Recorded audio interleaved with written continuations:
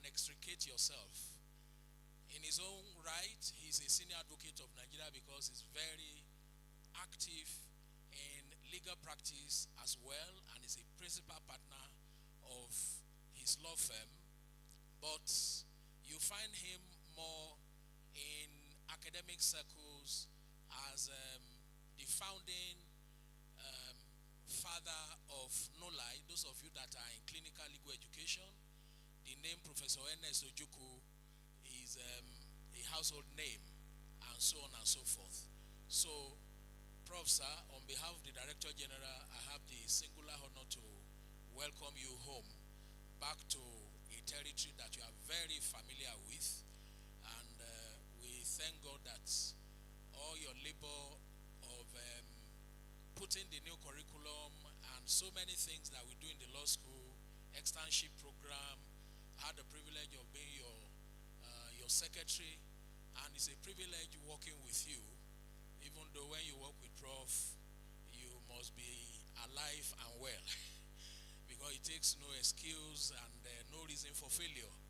And that is some of the sterling qualities that some of us work with, and sometimes people think that you are a slave driver.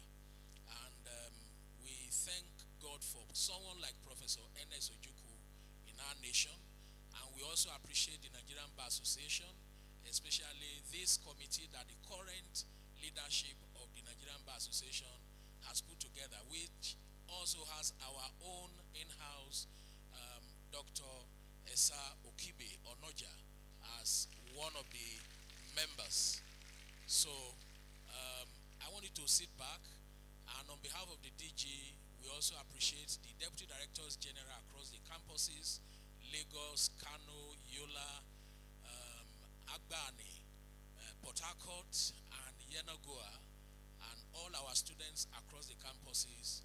We urge you all to sit back and make the most of this rare opportunity to engage with the NBA Anti-Money Laundering Committee interaction, which is spearheaded by the teacher this morning.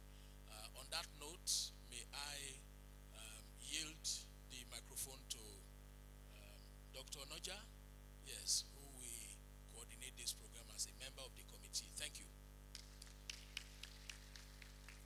Thank you, sir.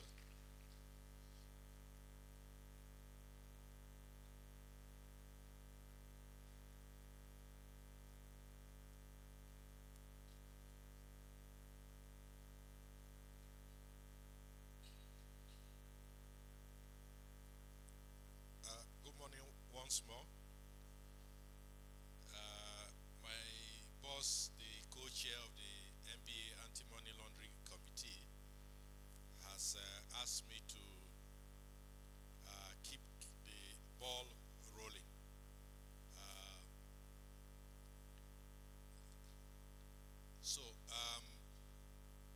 The theme of our engagement is strengthening integrity in the legal profession by combating money laundering and terrorism financing. Before I set the global context, we need to appreciate that lawyers are crucial in every society, and they are crucial not only from the perspective of law, but the economy of the country. What lawyers do can affect positively or negatively the economy of any country, and that's why it's crucial that lawyers, as natural leaders in every profession, should lead from the front in whatever they do, in their thoughts, in their actions. So, what is the global context of anti-money laundering?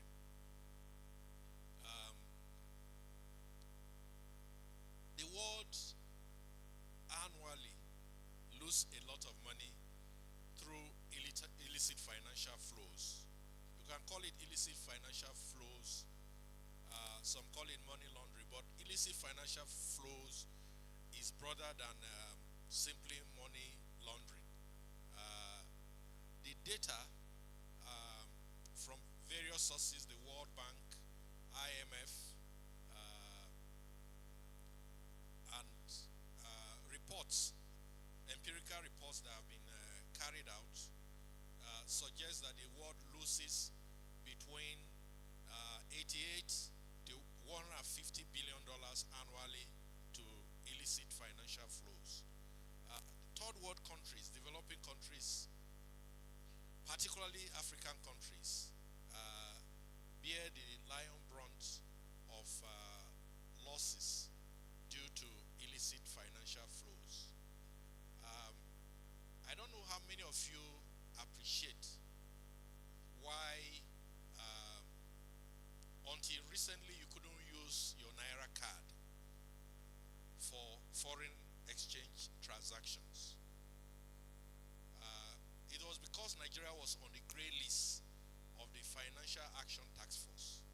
The Financial Action Task Force is the leading international organization that sets the benchmark for anti-money laundering and terrorism financing.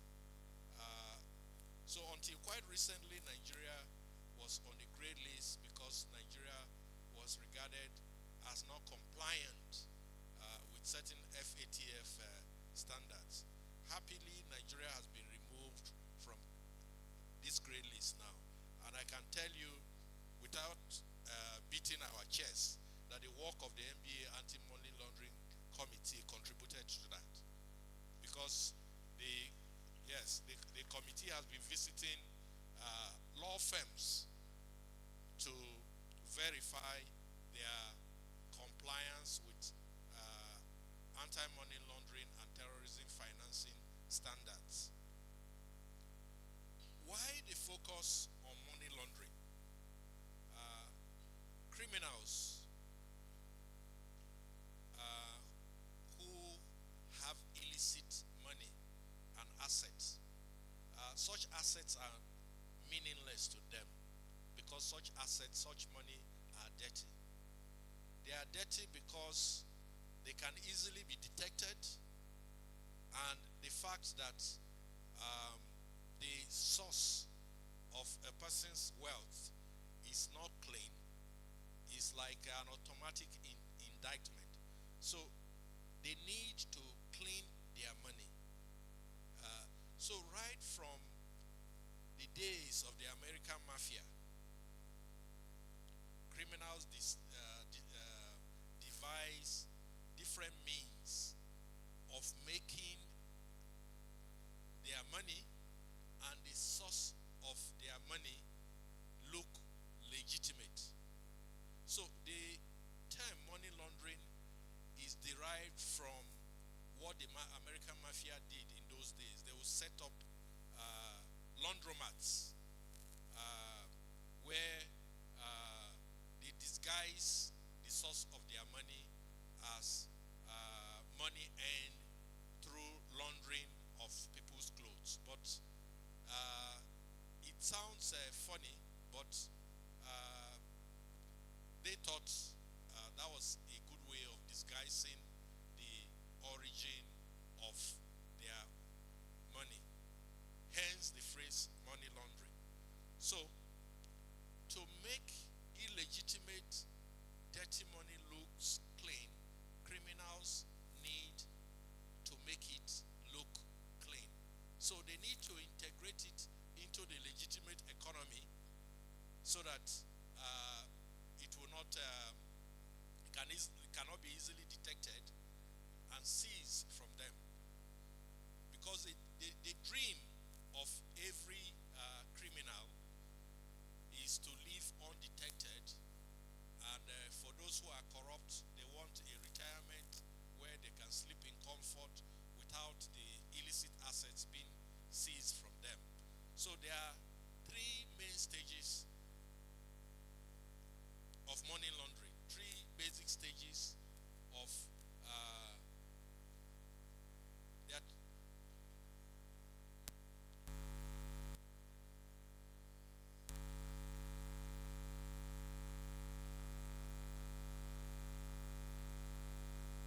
what I was saying was just introductory. I was going to the 3 stages of money laundering. So when they reconnect us, then we continue. But I was trying to explain why criminals need to create the appearance that the source of their wealth, the source of their money is licit. From a law enforcement perspective, illicit assets can easily be detected. So they need a way of disguising not only the origin and the source of their wealth, but making making their assets or wealth appear legitimate. And like I was saying, there are 3 basic stages.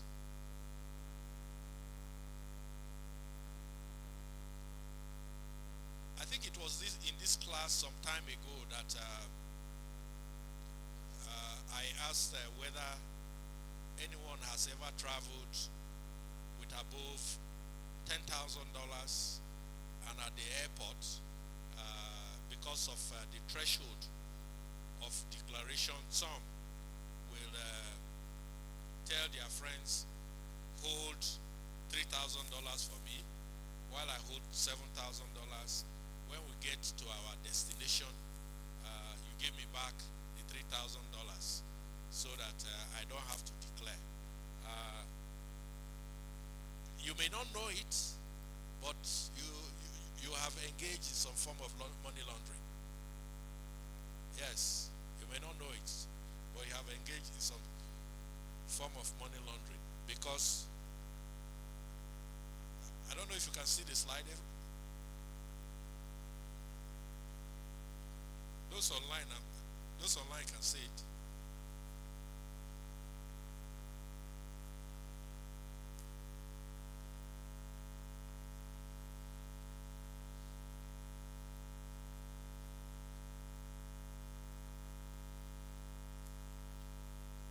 Okay, because of those online and because of time, we are going to share this slide with you, so you won't lose anything by it. So like I was saying, money laundering is the process of disguising illicitly obtained money to make it appear legitimate.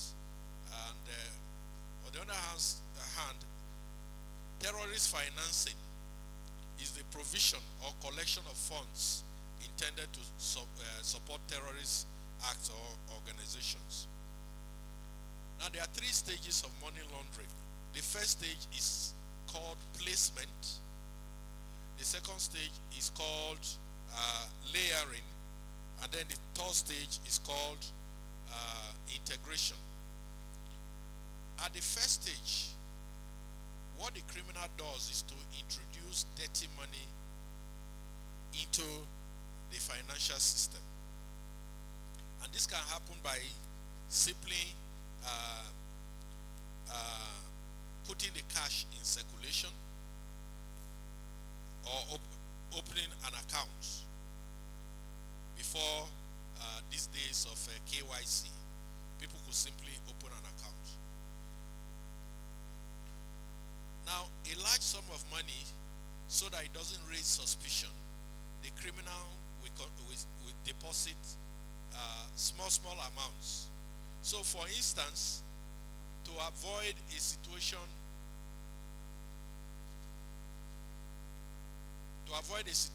where law enforcement, the attention of law enforcement will be attracted, instead of depositing, if he has 100 million naira, instead of depositing 100 million cash, he will split it into smaller amounts and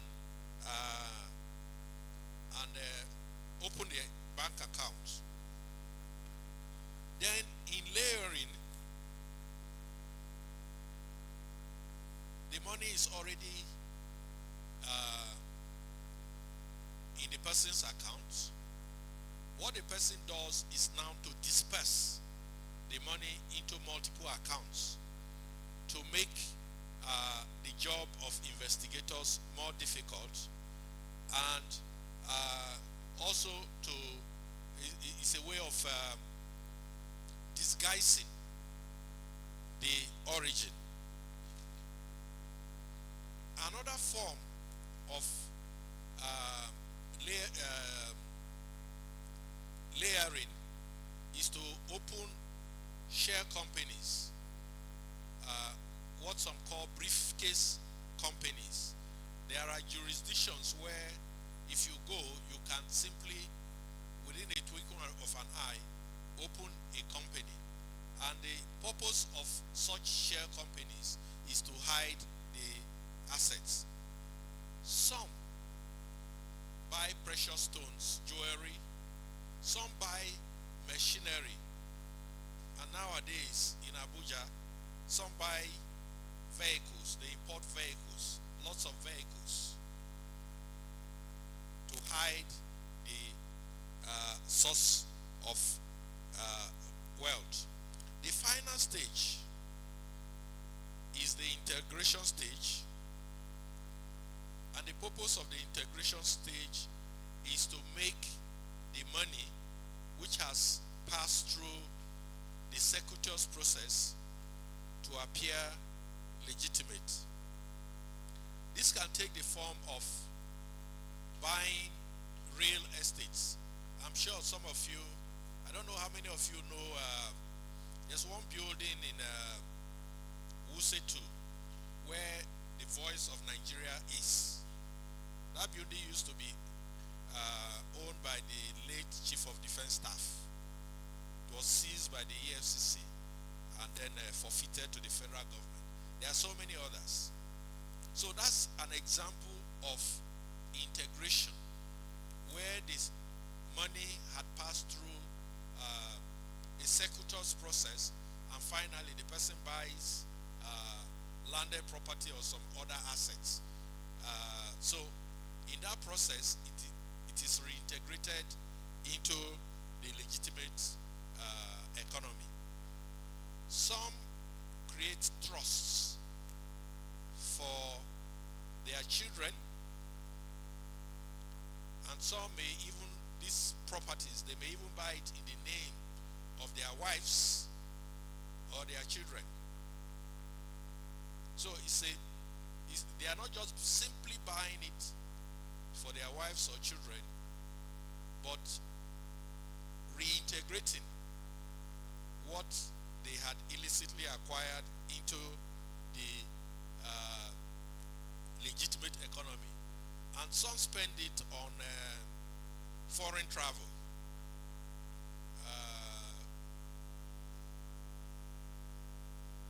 Well, I don't need to go into detail into that. Then some spend it on art, and I'll give you an example of how this can happen in real life. Some investigators in a foreign country, they knew or they suspected that somebody had been making a lot of money through crime. And the investigators went to this person's house, and they went back and told their bosses, we didn't find anything. But the boss, when he was looking at the photographs, the video recording, he asked them, why didn't you come with that painting? They said it was just a painting. When that painting was analyzed, it was found to be a precious art painted by one of the renowned painters, and it was worth millions of dollars. So some hide their money in art, and art appreciates.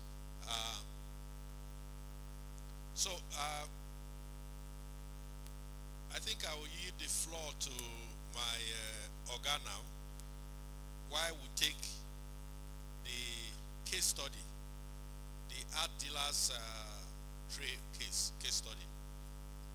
Israel, have you shared it with your colleague?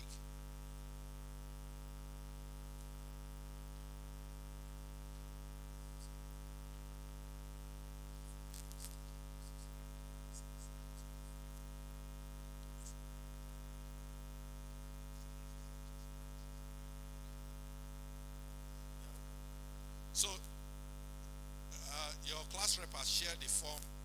It's now accessible. It's been unblocked.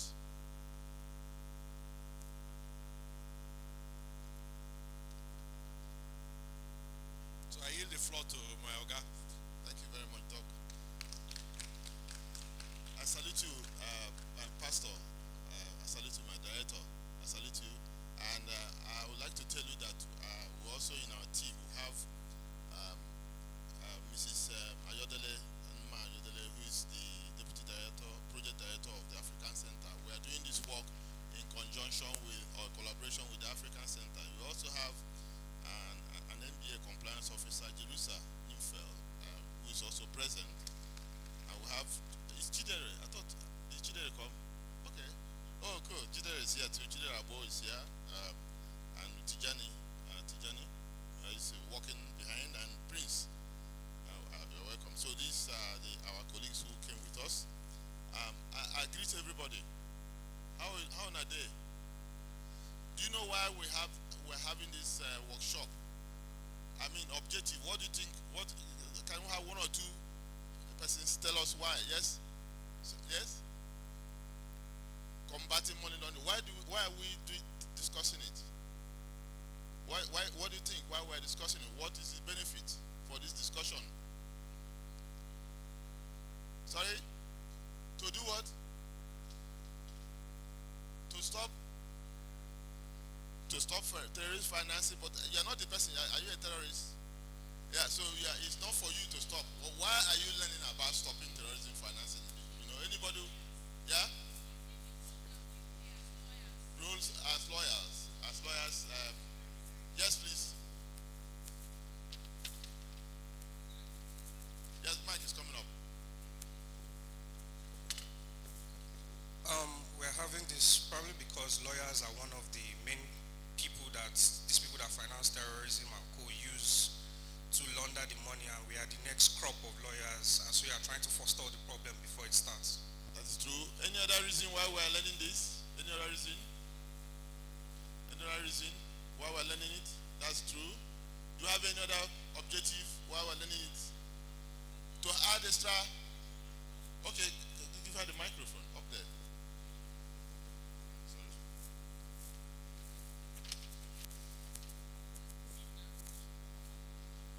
To enhance the national value. Yeah, can you explain it? Can you explain that for us? Because money laundering is becoming alarming, and to shape the nation, to shape Nigeria as a society, we need to curb this alarming issue. Thank you. How about also not getting into trouble as a lawyer? Since you say lawyers are used for money laundering, by understanding anti-money laundering guidelines and applying them, you also prevent yourself from going to prison, isn't it? Are we there? It also helps you to prevent you from being a criminal, because some lawyers will set out to do the money laundering in any case. But we are not talking to those ones who want to become money launderers. We are dealing with those who don't want to be money launderers, but may mistakenly help money laundering, and they will become money launderers. So it also will help prevent you from going to prison. But there's one major objective that, for me, is paramount beyond all these objectives. One major objective. If you get it, 5,000 naira. 5. One major objective that is dear to me. If 5,000 going. You want to talk from there? Yeah, yes, give him the microphone.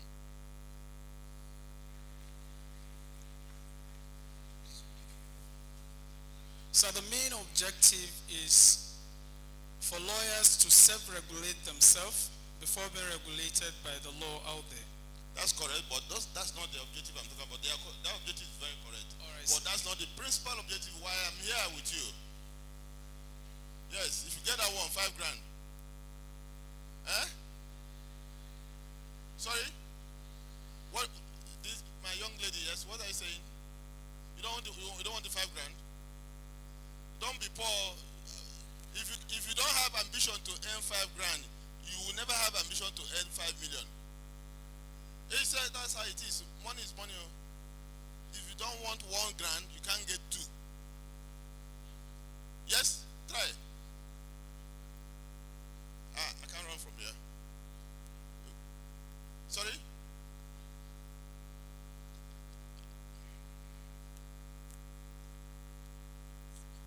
To prevent us, like young lawyers, I think what the main objective of this is just to come to the grassroots and to prevent young lawyers as like the future of tomorrow from involving ourselves with any money laundering activities.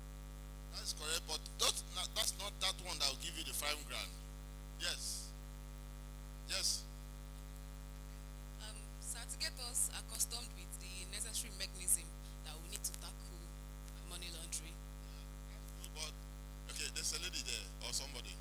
Okay. They're not opening. Why? The link, let me see. Why they're not opening? Let me try it again. Why is my phone not opening?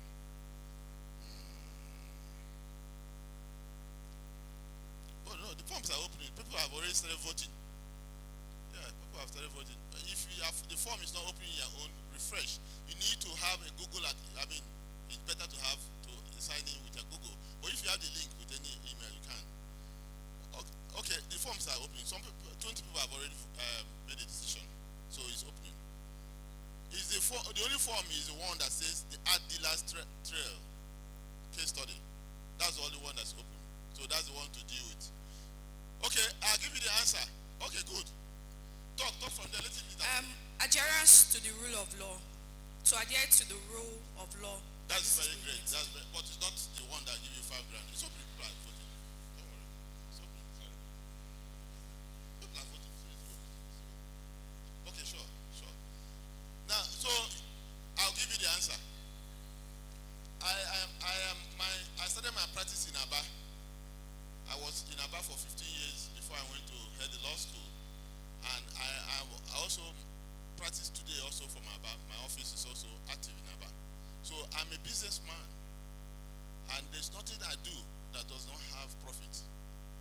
If you are going to do anything in your life, make sure you have profit. Anything you do that doesn't have profit, don't do it. And so the main reason while I'm here with you, in addition to these other reasons, is to make you create employment for you. There are so many professionals and agencies that are designated non-financial institutions in the law that must file financial anti-money laundering reports every month. More than 20 reports. And if they don't, they will be docked. And so many people are now being docked in the courts for non-compliance with the Anti-Money Laundering Act. And so I'm creating employment for you to be able to service the industry. So the first thing you do is to understand the rules, understand the laws, learn the strategies, and then be in a position to offer yourself for that employment.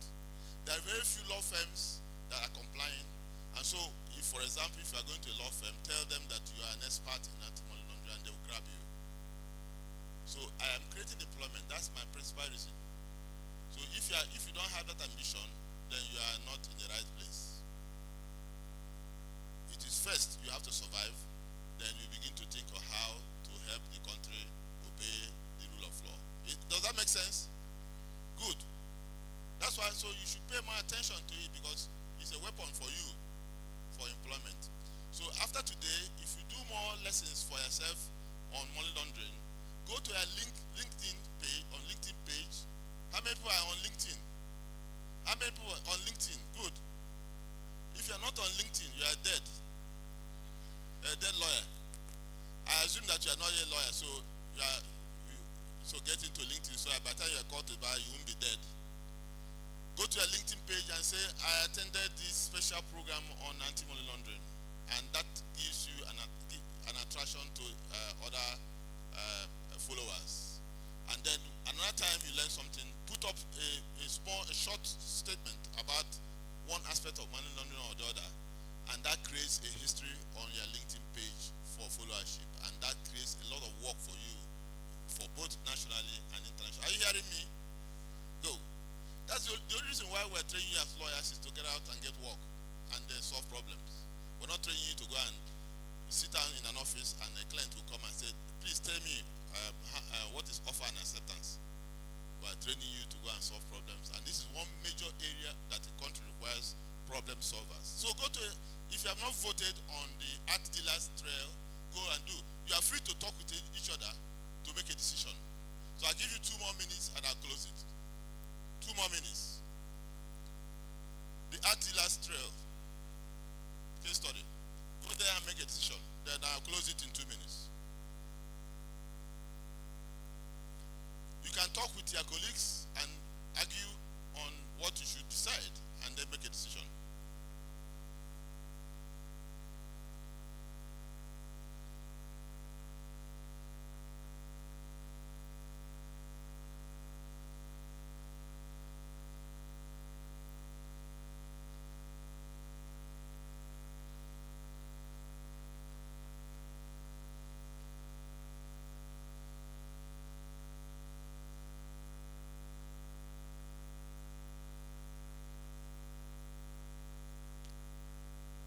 One more minute. Madam, have you voted? I have voted now. What did they owe you? Okay? Have you voted? Your phone? Your battery? Madam, this one you look that side. You're not part of the... A lawyer that cannot do this will never be a lawyer in their lifetime. So, no matter how old you are, you can do it. I can assure you can do it. Just put your mind to it. Make a decision. You don't have to be wrong, right? Make a decision. That's the first sign of success. Decision making. Right. Yes, please. You have problem with the battery? I have village people looking for you because it looks like the village people are hunting you. Can you refresh your phone?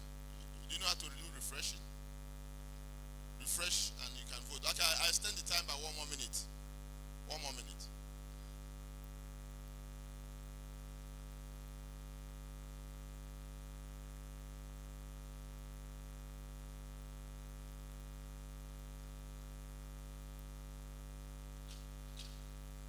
Good. About 130 people have now voted. So that's a good response.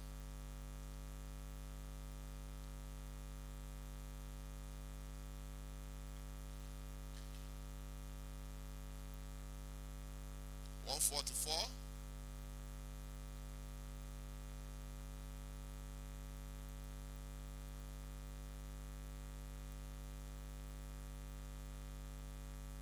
Yes, I'm getting more votes.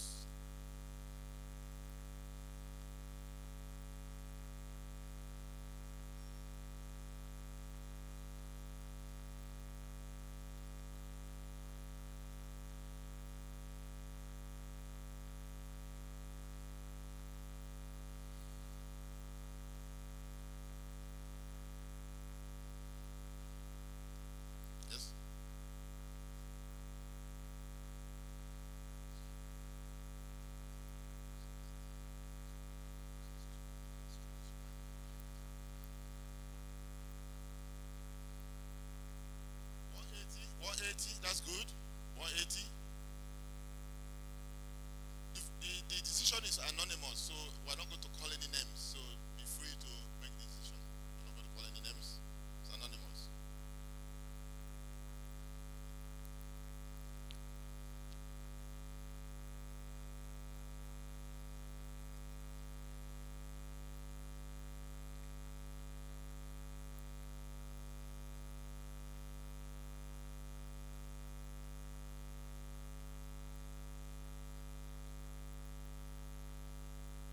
I want to hit 200 and I'll stop. We're at 195 now. If I hit 200, I'll stop.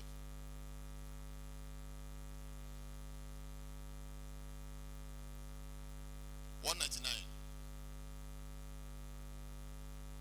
201. Okay, I close it. 206. So I can analyze what happens, what is here now. Do not accept responses anymore. Thank you very much. Can we clap for ourselves? 210.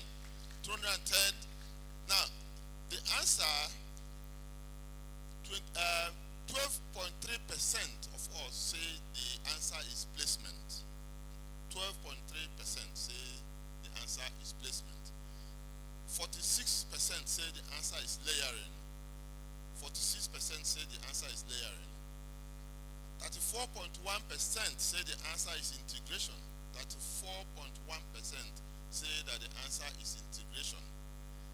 And 7.6% say the answer is structuring. 7.6%.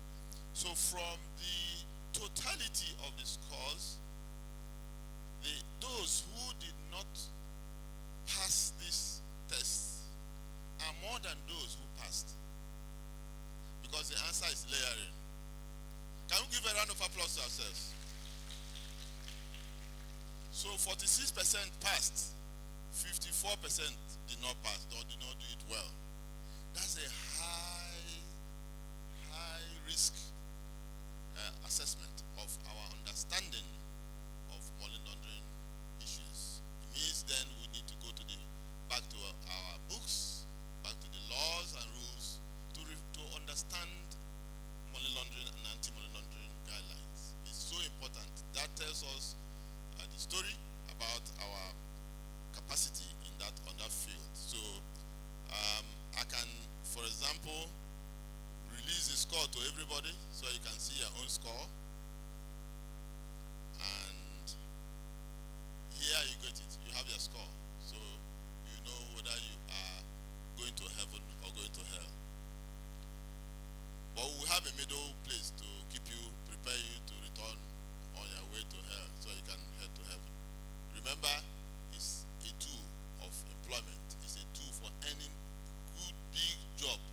Even privately from your office, from your house, you can just do money laundering work for firms and institutions and professional groups, and you earn a living for life. And that is true. So I go back to our PowerPoint. Why are we here? Why are we here? I'll just give you a history of it, because remember, this is only sensitization. We're not here to be able to teach you one day, but just to sensitize you about money laundering. My colleague, Dr. Naja, had already put the introductory parts of the work to you, and that actually is the holistic thing about money laundering. But why do we have a guideline? Why do we have an MBA guideline? So that aspect is what I'm just talking about now. One, there's a law. There's a money laundering act. There's a money laundering prevention blah blah blah act. There's also terrorism prevention act. Are you aware of that? You are aware of that? Okay, good. Are you aware of the guideline? The bar stations guideline. You are aware? Okay. Let's do one more activity then. I will summarize from them.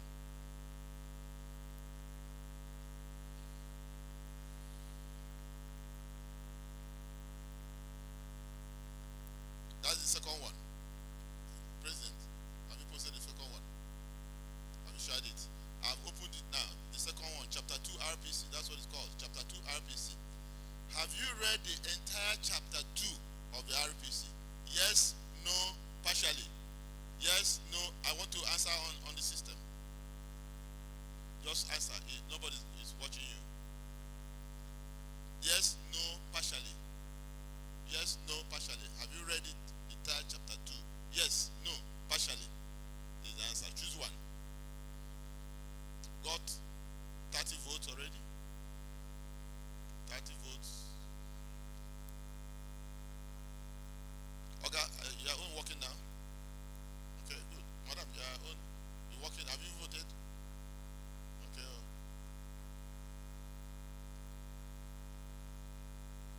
75 now. 75. 75.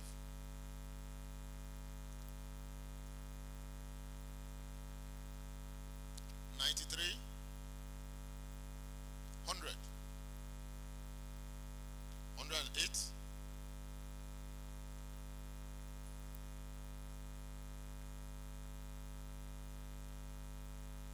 124.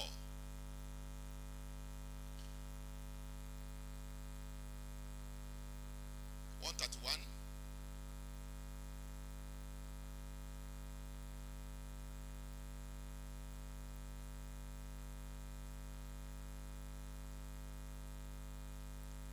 about 144.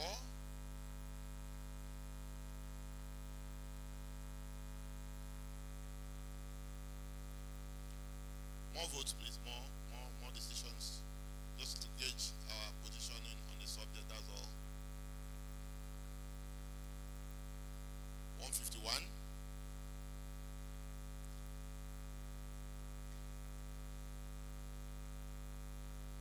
160.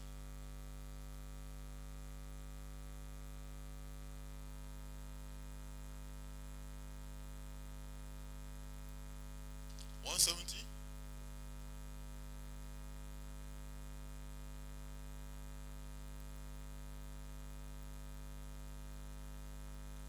180.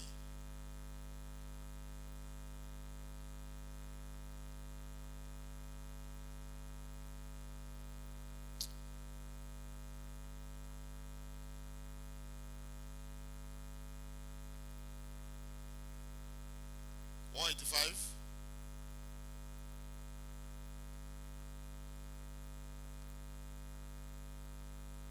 192.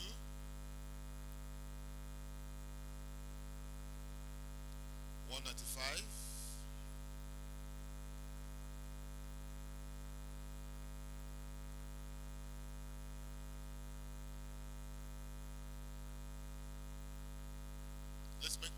199 now. Going 200. Or do we make it 210 like before? Alright. It's almost there. 206. 207. 208. 9. 12. Alright. Going, gone. Alright, thanks a lot. Can we give a round of applause to ourselves?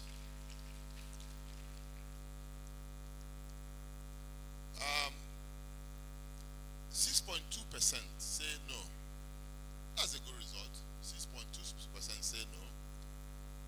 37.4 say partially. 37.4 say partially. And I can tell you that's not a good result. You know when Nigerians say partially, it means no. It means no. Because those can partial of Waka Pass. Waka Pass film. Waka Pass. It's not in the film. So no. 56.4 say yes. Fair. But we need to know more. We need young lawyers to be their own future for themselves. This is an industry. Anti-money laundering is a tool for work.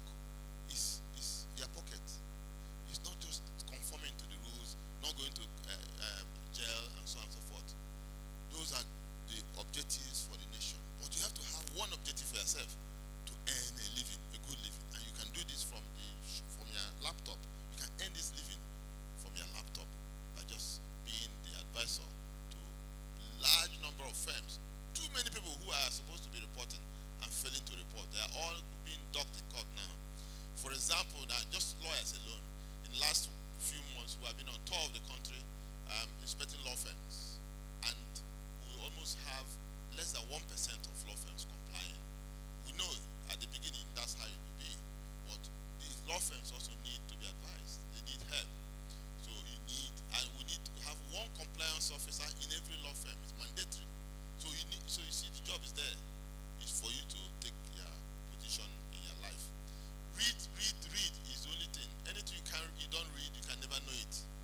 There's nothing we can do. There's no miracle about that. You can wake the dead, you can heal the sick, but you will never know something you have never read in your life. There's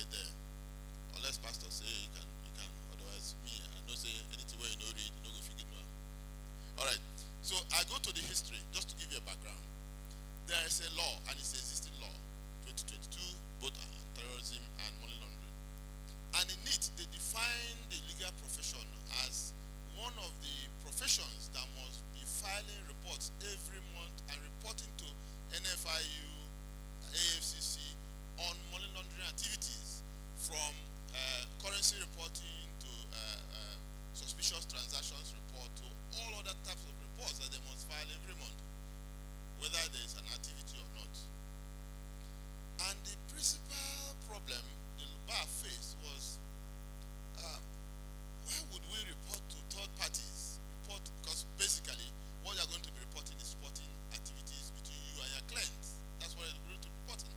So you are going to be reporting on your client. And the bar says, no, why should we be reporting to about our clients to third parties when we have a principle of confidentiality, which is the main protection for the legal profession? Confidentiality is what gives us independence and gives us employment. If the public perceive that lawyers can't keep their confidence, they will not come to lawyers. And they will not be access to justice, because it's also a constitutional background to it. People will be afraid to open up to their lawyers, and therefore will not be able to find justice in many matters. So it's, even though it's not spelled out in the Constitution, it's actually derived from a constitutional right, confidentiality, and embedded in the rules of professional conduct and in the Evidence Act. So the bar says, no, we would allow third parties to be seeing what we're doing with our clients, otherwise we're going to have. Okay, it's 12, we're ended 11 to 12. Yeah. And so the bar went to court and struck down the provisions relating to the lawyers, the profession reporting to the third parties, and got ourselves free. The agencies, NFIU leading and AFC, went back to the National Assembly and enacted a new law and pretended to appease the bar by removing litigation as one of the activities of the lawyers that would make them comply with the anti-money laundering law, but still made lawyers to be reporting. We went back to court through another member of our profession, Arome. We have had the case, and the court also struck down the current anti-money laundering provisions relating to lawyers reporting. So, what do we do? Why did we strike them down? The reason why we struck down those provisions in court is not to report to third parties. Not that we struck them down because we shouldn't fight money laundering. So, the principle was that we should self-regulate. We should report to ourselves. And if we find any reason to escalate any report, we will then do it.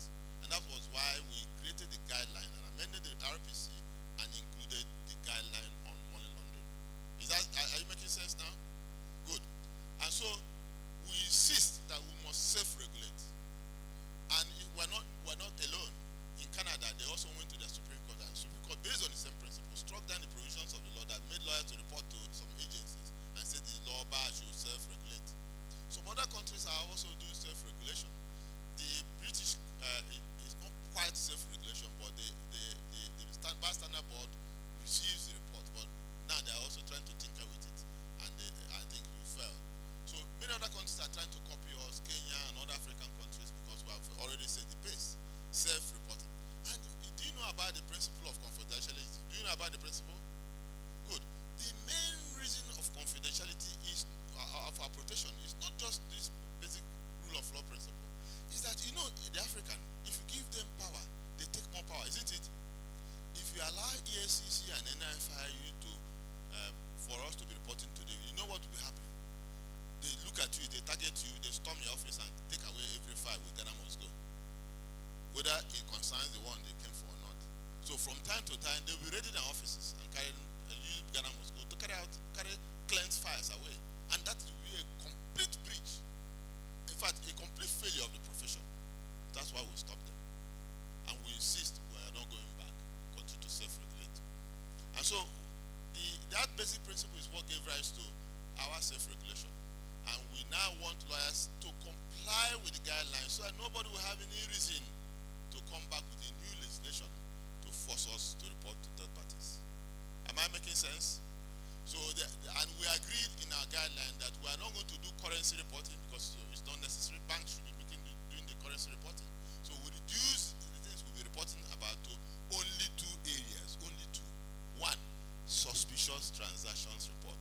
We're not going to deal with it today because it will take a lot of time, but take a road thinking about in that insight that you're going to read about suspicious transactions report when you study it.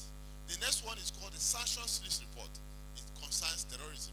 The UNO has a sanctions list where they are putting names of terrorists, and every country also has a domestic sanctions list where they put names of terrorists and update it from time to time. The sanctions sanctions list is a no-go area for trading. So when you have a client whose name is on the sanctions list, you cannot transact with the client. You must stop and then report. So there are only two reports the bar will do: the suspicious transaction report when you have a suspicion, and we're not going to go into details as to what amounts to suspicion, but we'll post you some examples which will be shared to you, and then the sanctions list, which is now also to be reported on. All this information relating to what amounts to suspicious transaction and what you do to get to through the sanctions list are all on the NBA anti-money laundering website. All on the website. And you need to study that website. Immediately you get called to the bar, I urge you also to register in the website. There's also a provision for registration. That's where you're going to get armed to do the work of anti-money laundering in your life. Any questions? Meanwhile, I have an announcement. Just 1 minute. Kindly fill out the attendance sheet that was shared on your WhatsApp. There's an attendance sheet that was shared on your WhatsApp, an attendance link that was shared on your WhatsApp. Kindly fill that out, please. And also, there's also a pre-test form link that was shared too. Also endeavor to fill that out. And after the program, we'll have a post-test link that will be shared too. Also help us fill that out. Thank you very much. Okay, there's one more. We're going to spend another 10 minutes and we'll go. 10 minutes only. So another 10 minutes, we'll do 5 minutes of a small study on confidentiality. You told me you know about confidentiality, isn't it? And it's the first thing a lawyer must protect as a lawyer. The rules of confidentiality. They're embedded in our RPC and in the Evidence Act. The exceptions are only through which these suspicious transaction reports are made. If it doesn't qualify, then you cannot make that report. So listen to this, because the PowerPoint is failed, so it's just a short one. Just listen. A client asks you to create a shell company to purchase property abroad. A client asks you to create a share company to purchase property abroad, pays in cash and refuses to disclose their source of funds. Oh, no, sorry, this is not my case study I wanted to give you now. I'm sorry. It's the one on a former client, just please, a former client connected you to a diasporan. You know who a diasporan is? Those on exile pretend they're living and enjoying abroad. A former client connected you to a diasporan that has instructed you to defend the younger brother that lives in Nigeria on some criminal allegations. The diasporan has paid you 75% of your fees and undertook to pay the balance of 12 million naira soon. The balance. So that means you can imagine 75% he has already paid. He also wants you to be sending him reports of the progress of the case. What will you do as a lawyer? You can talk with each other. I'll just give you 1 minute. Tell me, I have samples. A former client connected you to a diasporan that has instructed you to defend the younger brother that lives in Nigeria on some criminal allegations. The diasporan has paid you 75% of your fees and undertook to pay the balance of 10 million naira soon. He also wants you to be sending him reports of the progress of the case. What will you do as a lawyer? Send the report or not? Or what will you do? Can I have any view? 1 view, 2, 3? Yes? Raise your hand. Yes? Did anybody not follow the case study? You didn't follow it? You followed it? Good. Can we have a view? There's somebody at the back there who raised his hand and her hand there. Yes. A former client connected you to a diasporan that has instructed you to defend the younger brother that lives in Nigeria on some criminal allegations. The diaspora has paid you 75% of your fees and undertook to pay the balance of 12 million naira. He also wants you to be sending him reports of the progress of the case. What will you do? Okay, our colleagues, can we give him a minute? All right, fire on. Okay, sir. As a legal practitioner, I'm going to file an STR, which is a suspicion transaction report, to the NBA-AMLC. Why? Because the instruction given to me by the client involved in suspicious activities, which is opening of a shell company account. else who raised her hand behind? Somebody behind? A lady. Yeah, sure. Yes. What will you do? Okay, so I think I would go ahead because he brought cash. It's No. Listen again. A former client connected you to a diasporan that has instructed you to defend a younger brother that lives in Nigeria on some criminal allegations. The diaspora has paid you 75% of your fees and undertook to pay the balance of 12 million naira soon. He also wants you to be sending him reports of the progress of the case. What will you do? The transaction, whatever the instruction that was given to me, is suspicious, and so. Okay, another person, any views from here? There's some hand here, please. Who's helping me with the microphone? Who's helping with the microphone? Can you pass it, please? Take it from here now, my friend. Yep. Is a colleague here? Sorry. Yes, please.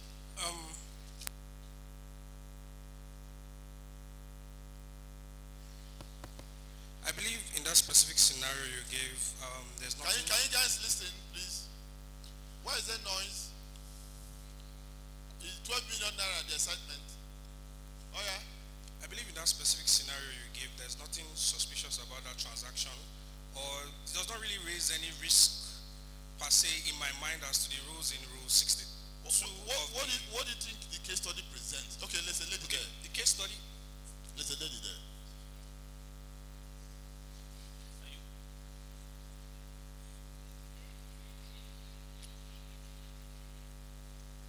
Okay, sir, I know the general rule is that based on confidentiality, you're not supposed to review your communication and with a client. However, in this scenario, there's no suspicious activity, but then the lawyer may review what their transaction where the client fails to pay the complete balance. Behind you, there's somebody behind you. God, Thank please, you, sir. I don't want that. I don't want any sharing of anything. Not one. Not one in my lifetime. Please. No sharing of anything. All right? Thank you, sir. Going by the scenario given, the diaspora wants you to keep on giving him updates, report on the case. So here, the case between you and the person you are defending, there is a duty under Rule 9 of RPC of confidentiality, which you are to. I'm coming now. Don't worry. Find the right rule. Don't worry. He's trying now. He's trying. He's using AI rule. He will give you the right rule. Don't worry. Oh yeah. Don't go ahead. Sorry, I mean Rule 19. Rule 19. Thank you. So, if that person that paid you to represent a client insists that you should contravene that law, then Rule 15 of the RPC will comes in, which requires you to represent your client within the bounds of the law.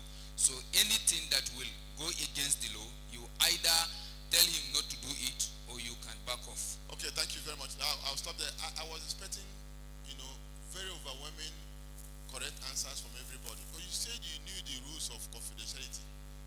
You now know that you don't know it. This is simple. Who is their client? Is it the diasporan or the criminal here? Can you give that diasporan report under the rule? But is there something that you can do to be able to give that diasporan a report? What is that? Get a consent of the person you are defending.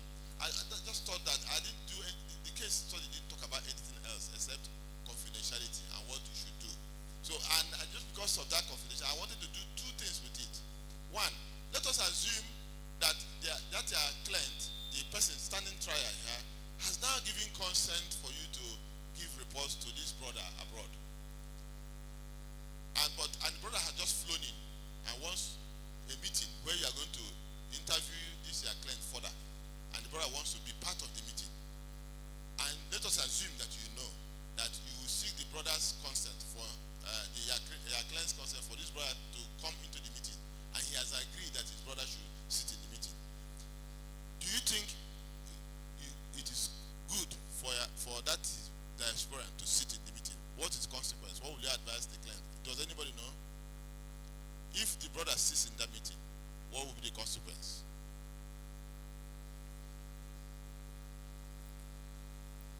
Yes, sir, just an attempt, because if the brother is allowed to sit in the meeting, they will not have accurate client interviewing, because certain information you need to know as a lawyer, there is every likelihood that he might not say it in that meeting.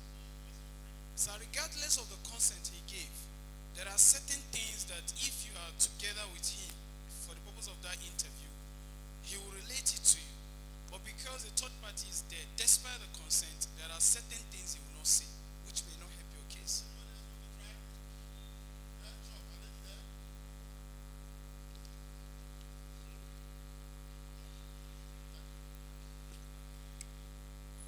I think that I would advise my clients not to let his brother sit in the meeting because the brother does not owe the client a duty of confidentiality. I'll give you that 5,000. You get that 5,000. I expect that if a law student has done evidence in school and has done law school up to this time and preparing for revision, that 90% will know that answer.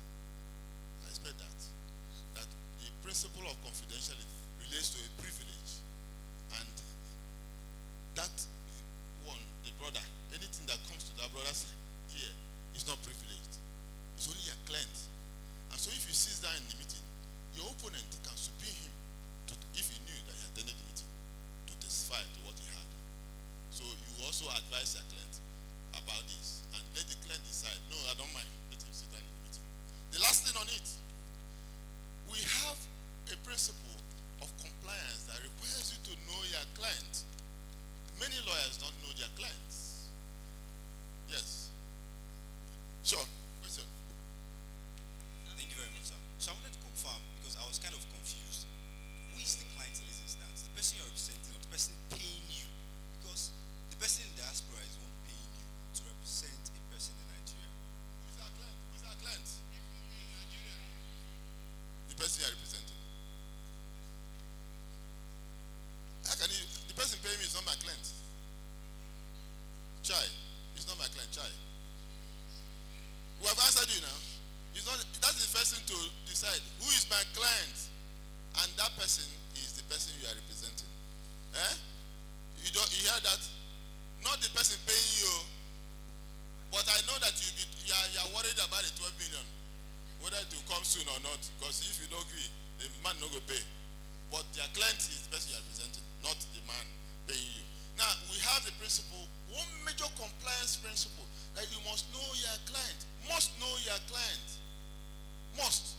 If you don't, and you allow your client to transact and it's money laundering, you are going in for it. Must know your client. Many lawyers don't know their clients, but they just have an idea. And so we have, under the guidelines, insist that you must know your clients, and we encourage lawyers to take certain steps. The most primary being to have the clients complete a KYC form. Know your client, just as you do in banks, where you get details of the client, include identity, address, relationship, somewhere or the other, landmark near your house, and so on and so forth, so that you have a primary facial understanding of who this client is, so it doesn't put you in trouble in money laundering. In this case, what will you do to know your client in this case? No, don't interview. Let's assume you are going to use KYC form to take the client to complete a KYC form, so that anytime you are called upon, you say, I know this client. He's from here. He's married. He has 2 children. He's working here. Things like that. He's a church member here or attends this mosque, and so on and so forth. You know the client well. He is not a criminal. He does genuine business. He's a car dealer, and so on and so forth. Who will you give the KYC form to complete between those 2 guys? Any answer? The client. Why? Because he's the one that has the matter. Take the mic. Because he's the one I'm representing, sir. Sure. So I should know him very well before I go ahead. Any need to know the other guy? I don't need. Why? Because that one is by the side. So the person I am after is the person that I am representing. Any other view? What's the view? Any view? Yes? Yes, sir.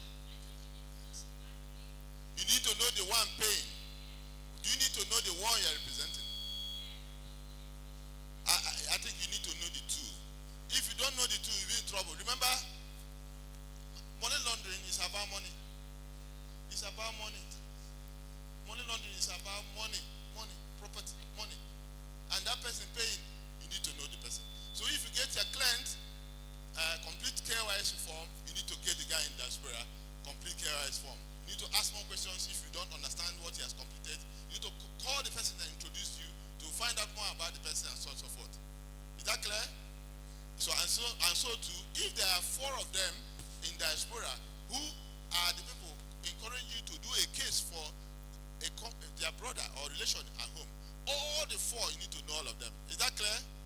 Plus the one you are representing at home. Any questions? Do you have any questions? Anything? Are we going to? Yes, please, my darling.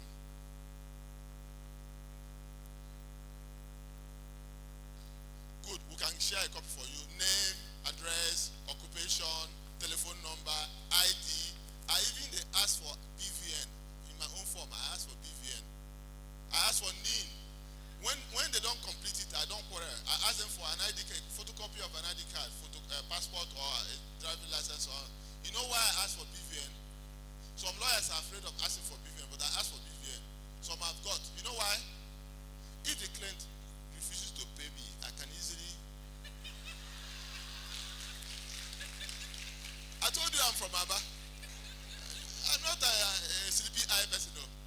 You have to know that you have to survive. This is it. If the client fails, and there are many clients, especially election petition people, I will call them politically exposed persons. Those are the people you must know more than any, because they are the people who do the money laundering more than any other person. It's called politically exposed person. It's also part of what we do in compliance. They don't pay when they are quarreling over those political matters. They come to you. They are ready to pay 1 billion, and you agree, and they deposit 1 million. Once you get them out of the problem, shake it. So you know them by, once I have their BVN, I just follow their account. That's all. Once I get a judgment, I won't need to go to levy execution or anything. I just follow the account and get my money. So those are the tricks you know. So it's empowerment of yourself and also compliance to prevent yourself from going against the law. You want to ask a question? Please, we'll conclude with that. Okay, sir. So my question is the scenario you painted on someone from the diaspora sending you a message that you should represent someone in Nigeria. Right. In that instance, does it not offend the rule of professional conduct rule 4, yes, which speaks on avoidance of intermediary in the practice of law? No, that's not intermediary. Intermediary is touting. People who go about seeking cases, looking for cases, and employing you to go and to do case for someone. But that's what intermediary is all about. This one is assuming you are the parent. Can't you want to pay for your child, assuming your child cannot pay, and he's in jail, even at 30 years? Many of our young people can't. Our parents are still supporting them. When we were 30, we were already building our parents' houses. But when you guys are 30, you are still using for the bottle. So, as a parent, your child, your son or daughter enters into trouble, but he's an adult, but you still need to support them, isn't it? Would you call a lawyer and pay the lawyer? Is that intermediary? No, it's not intermediary. Thank you. Oh, thank you very much. All right, any other question? Okay, one last word, I will go. Oh, DG is here.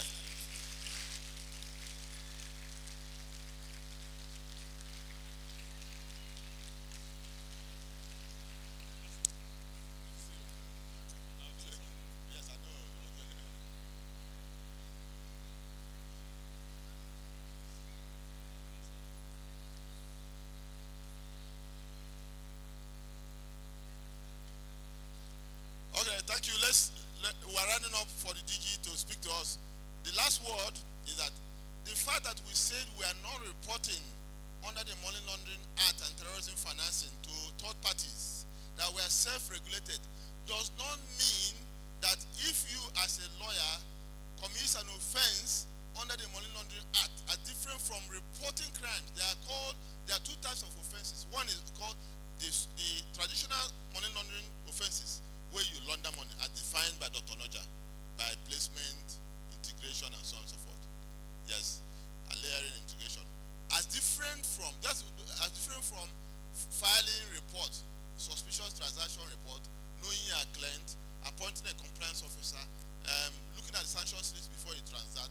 Those things are reporting crimes, and we say we will not report to third parties. We will report to ourselves, and then we can decide what to do with it. That's self-regulation. Is that clear? But the other one of layering and integration and all that placement are money laundering crimes. We did not strike down that aspect of the law. So if he as a lawyer placement, or do layering, or do integration, or help to do placement, help to do layering, help to do integration, you will go to jail. The law will apply to you. You will go to jail. And the simplest aspect of money laundering offense, the simplest that applies to everybody in Nigeria, if you trade or buy or transact in any form with more than 5 million naira cash, more than 5 million naira cash, you will go to jail. You will go to, I salute you, thank you.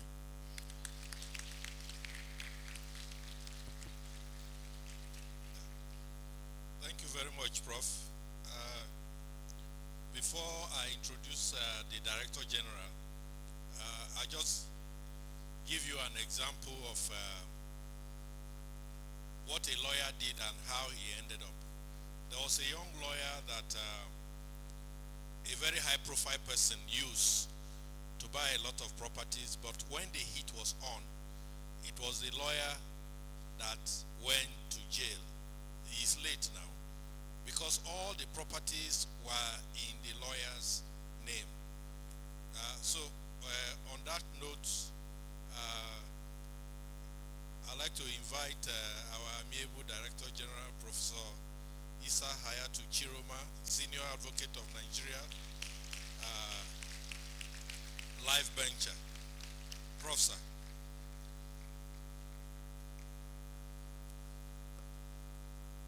The distinguished Honorable Senior Advocate of Nigeria and their team, I don't know who is here, but and your team, my esteemed colleagues and our dear students, good afternoon to you all. If you don't do it, you go to jail, so I'm sure NS has told you. By now, you are aware. And I'm sure you know why they are here. So that when you leave this place, you don't go and join the bandwagon. Issue of money laundering is very dear to our own profession, because we are talking about issue of integrity every day.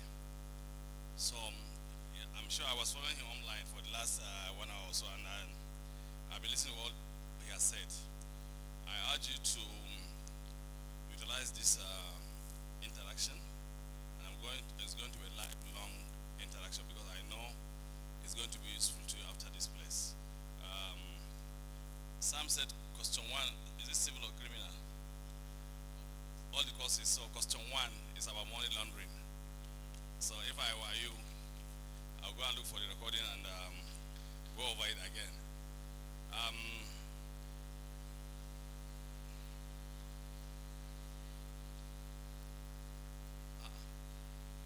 Is there a sign of protest or what? Yeah, tell us what is protest all about? Yeah?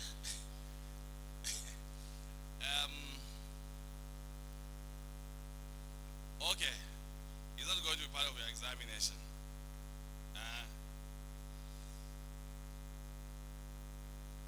So basically, those of you who are going to practice this our profession, like I've said, the issue of money laundering is very important and dear to us. And NS has said virtually I've been following, like I've said, for the last 1 hour. And it's for you to go back. I'm sure now you are busy preparing for your examination. But after this law school, I'm sure you'll have enough time and you'll be under any pressure to look at all rules and regulations governing and laws governing money laundering. The laws are there, very explicit, so there's nothing new about it. It's just that people don't want to comply. Every time we invite people to go and talk to you, not because they don't have much to do, but because we know these topics are very germane and they are very important to you in your career. That's the reason why you invite them. You should also note that NS has been on my neck to be here for long. We've been rescheduling this because it is important to all of us. So I'm happy that he's here today, and we thank you so much with your team. We sincerely appreciate this gesture, and we'll continue to interact with you. On behalf of my colleagues, our aspiring, are they students or lawyers? Aspiring lawyers, we thank you so much, and we look forward to more interaction. One thing I want to tell you also is that some of you who know NS, so I'm sure you continue to know him, we continue to interact with him in this profession. He's one of our reliable hands in this profession. Ernest was the deputy director, head of Enugu campus at one time.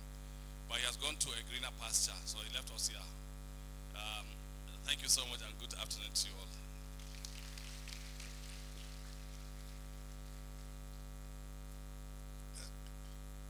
Thank you, sir.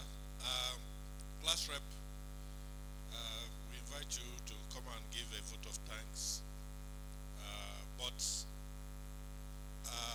The NBA Anti-Money Laundering Committee and the African Center has provided snacks for everyone.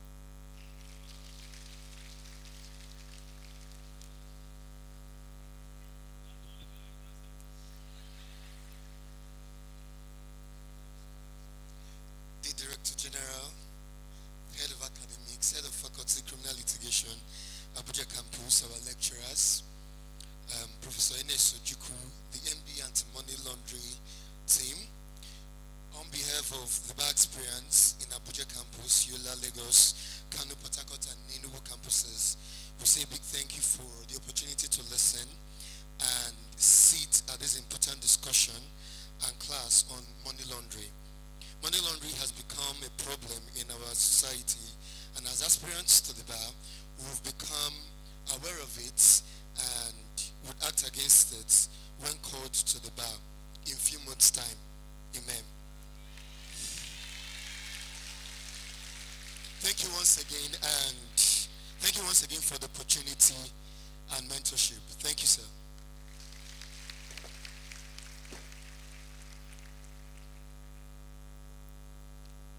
So, on this note, we declare this interaction closed. Thank you.